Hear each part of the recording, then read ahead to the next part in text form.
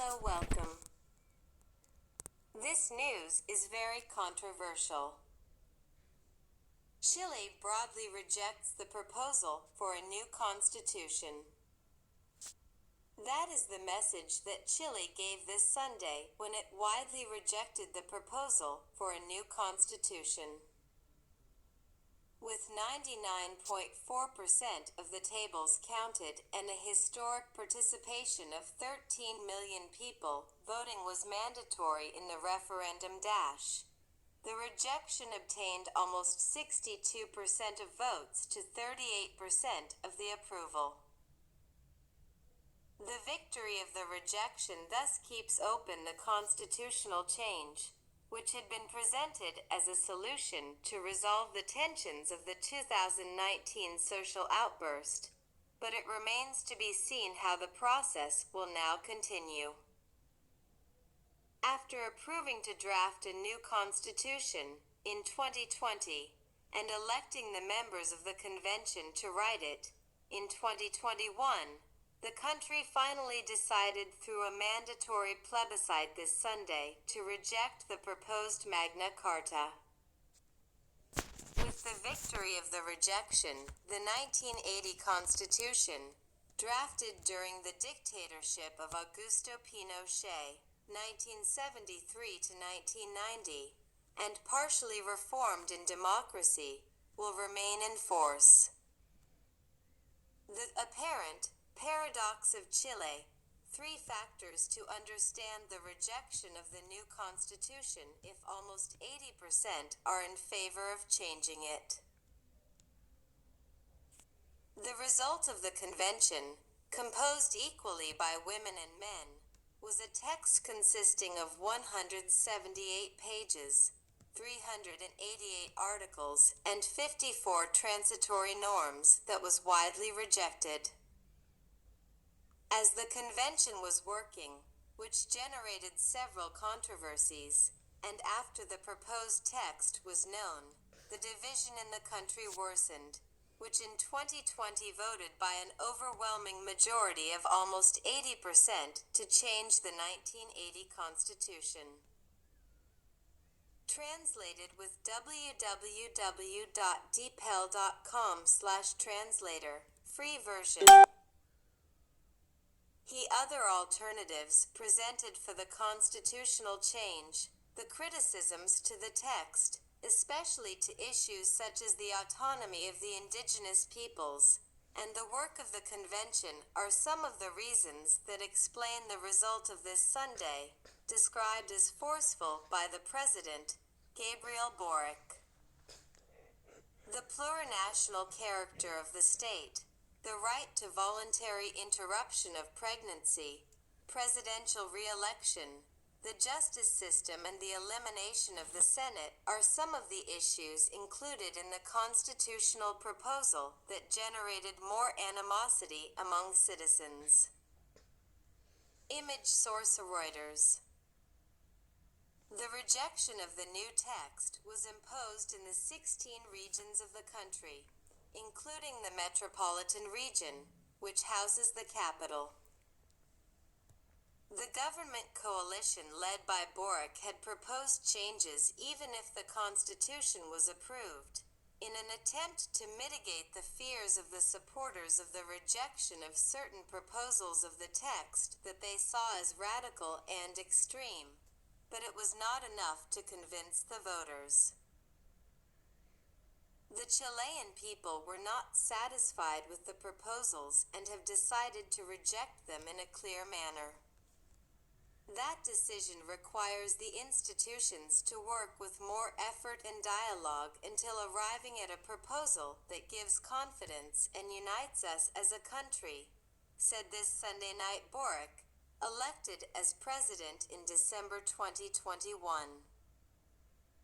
4 possible scenarios to modify or replace the 1980 Constitution after the triumph of the rejection.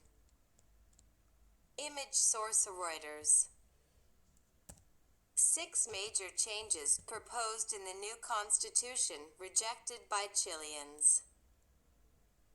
From democratic republic to parity democracy, in which women would occupy at least 50% of all state bodies. From the indigenous omission to defining Chile as a plurinational and intercultural state, recognizing 11 peoples and nations. From the law protects the life of the unborn to ensure conditions for pregnancy, voluntary interruption of pregnancy, voluntary and protected childbirth and maternity. From dispensing with the state whenever the private sector can to a social and democratic state of law that must provide goods and services to ensure the rights of people. It established water as an inappropriate good. It eliminated the Senate and created two chambers of asymmetric power, a Congress of Deputies for the formation of laws, with at least 155 members, and a Chamber of Regions limited to laws of regional agreement.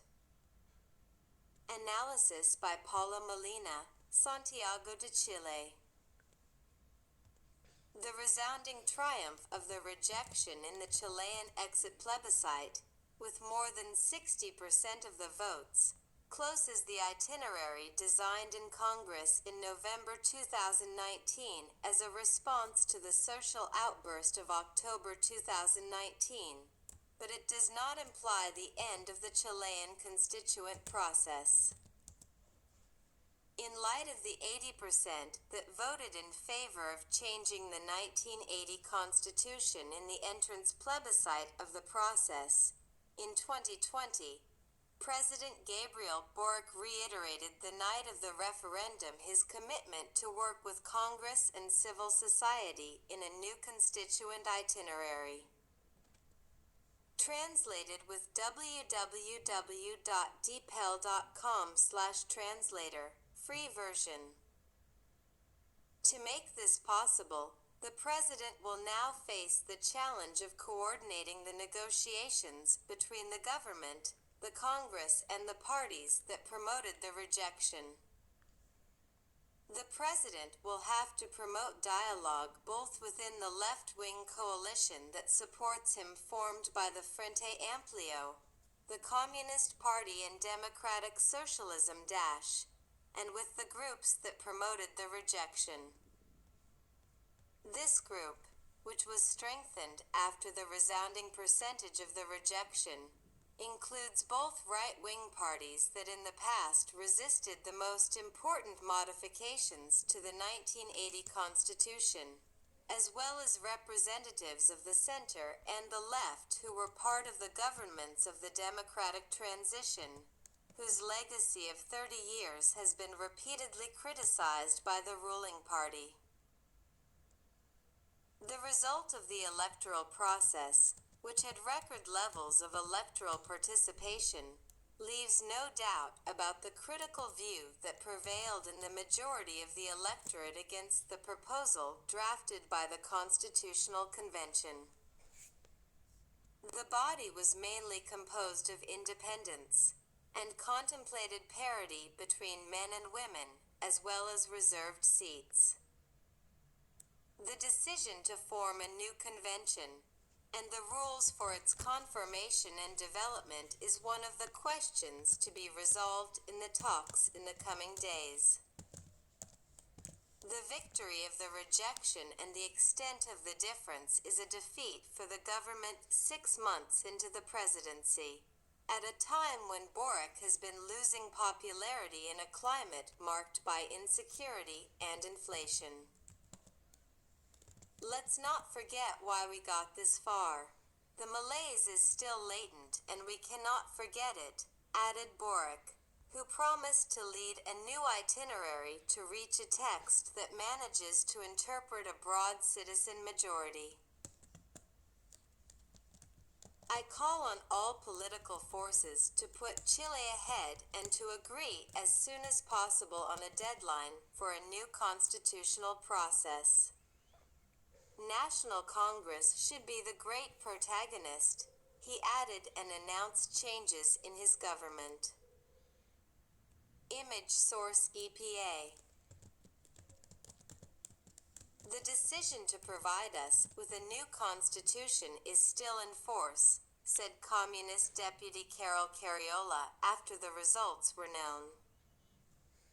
Parties and spokespersons of the center-left, as well as of the opposition right wing that promoted the rejection, have committed themselves to negotiate to elaborate a new text or to modify the current text, although it is still unknown how the process will be.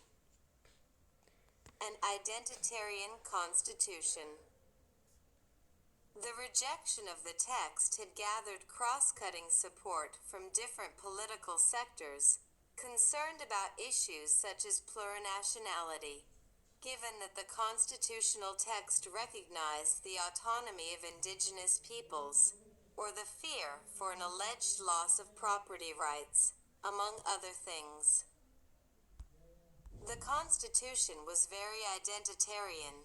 There was a kind of resistance, of rejection, to a text that seemed to give native peoples a preeminence they had never had in Chile, and a very specific rejection to Boric's administration, which has to do with public order and the economy, said to Reuters agency the political analyst Cristobal Belolio.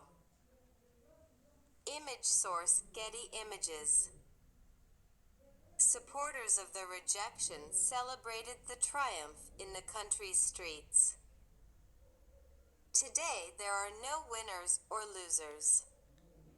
There are Chileans that we have to meet again, said the leader of the rejection campaign, Claudio Salinas.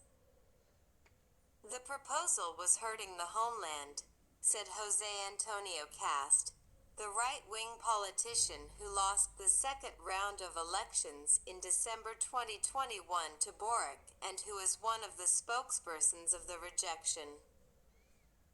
The constituent process has failed, he added. In one of the first reactions, the president of Colombia, Gustavo Petro, a leftist and very close to Boric, lamented the triumph of the rejection and wrote on Twitter, "Pinochet revived." Translated with www.dpel.com/translator, free version.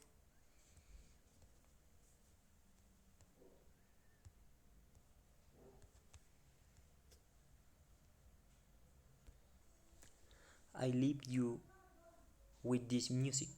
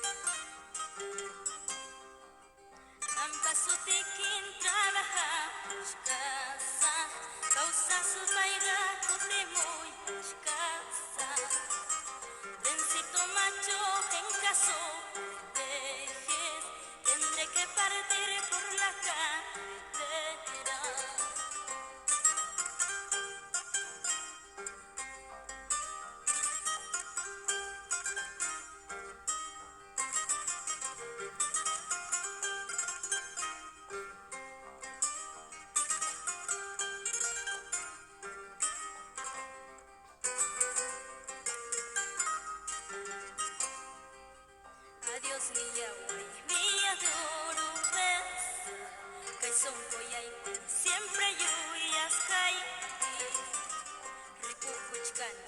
rasa ku juga